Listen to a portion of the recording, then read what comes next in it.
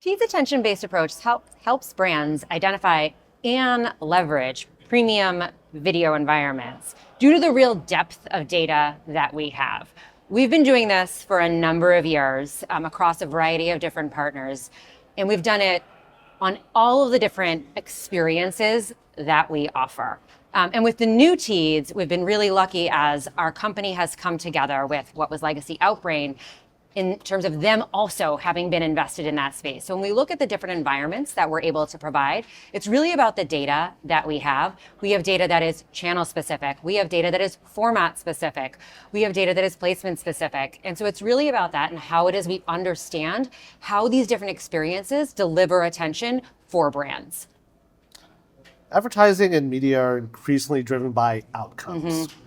How are advertisers using Teads insights to better balance attention with efficiency and scale?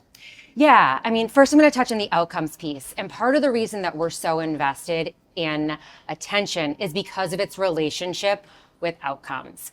The data has proven out in a number of different studies, the work we've done, the work the industry has done to really show this connection between attention metrics and the campaign outcomes that brand and advertisers are looking for.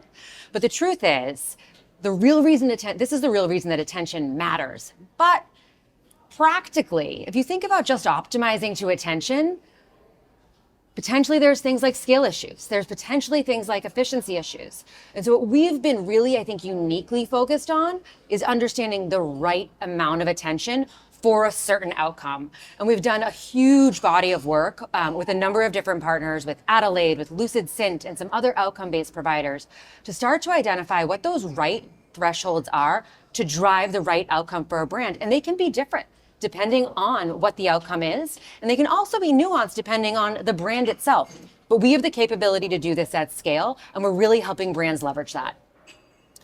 Neala, I was wondering if you could elaborate a little more on how proprietary attention and engagement metrics serve as a performance proxy and what this means for campaign planning and measurement.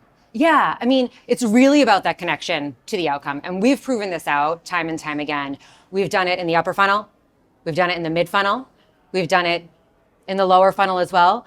And lower funnel, we're talking about things like, yes, digital conversion, but also things like ROAS studies and understanding how media that's gauged to be more highly attentive or of stronger media quality really does drive better outcomes for clients. And we see this consistently. We see it across vertical as well, in addition to all of the different KPIs that we've tested. And we're really turning this into something that can be more transactional as a result, given that at the end of the day, every brand is looking to drive that campaign outcome and to do it in the most efficient way possible. We can identify these targets and then give clients the data to leverage them to feel confident that working with Teads, we're identifying the right moments based again on that depth of data we have to deliver the outcome.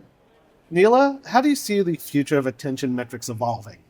So I think it's been really interesting. For Teads in particular, when we started on this journey, and this was 5 or 6 years ago, it really started as more research-based. Studies we were doing in the lab or via a panel to really start to understand attention as a concept, but also, frankly, how we delivered against it. I will say we do really well, which is great to see. And then we moved into in-market, how it is we can use these metrics over the course of a campaign, start to understand how we deliver. Is this something that can actually be used in real time over the course of a campaign to start to optimize?